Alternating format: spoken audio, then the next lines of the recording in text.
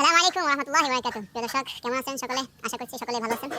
তো এই মুহূর্তে আমি বাড়িতেই রয়েছি। আমাদের বাড়ির মেজো ভাই ঘরের সামনে উনি অনেক ধরনের ফল গাছ লাগাইছেন। এই যে এটা হচ্ছে লিচু গাছ।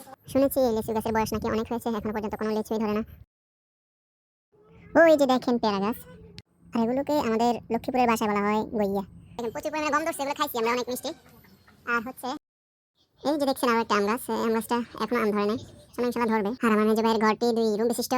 এখানে বারান্দাতে কিছু করা হয়নি এখনো, তো এখানে পাট গাছ করা হয়েছে। পাট গাছগুলো মাশাআল্লাহ অনেক বড় হয়েছে। আর এখান থেকে আমরা পাট শাক তুলে তুলে নিয়ে খাই, মোটামুটি অনেক ভালোই লাগে। আর হচ্ছে মানে জাম্বুরা গাছ, এই যে একটা জাম্বুরা গাছ। জাম্বুরা গাছটা এখনো ফল দেয় নাই, তবে সামনে দিবে ইনশাল্লাহ, আমরা আশা করি। এই যে জাম্বুরা গাছ। আর এটা হচ্ছে তেজপাতা গাছ আমার মনে হয়, তবে আমি সঠিক জানি না এটা কি গাছ। আমার কাছে লাগে তেজপাতা গাছ। আর এই হচ্ছে কমলা গাছ। কমলা গাছটা গত 2-3 বছর কমলা ধরছে, আমরা খাইছি, আমাদের সবাই খাইছে।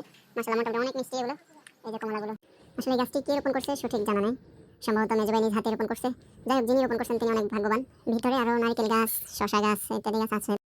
ভিডিওটি ধৈর্য সহকারে দেখার জন্য ধন্যবাদ। আজকের জন্য এই পর্যন্তই, আবার দেখা হবে ইনশাআল্লাহ।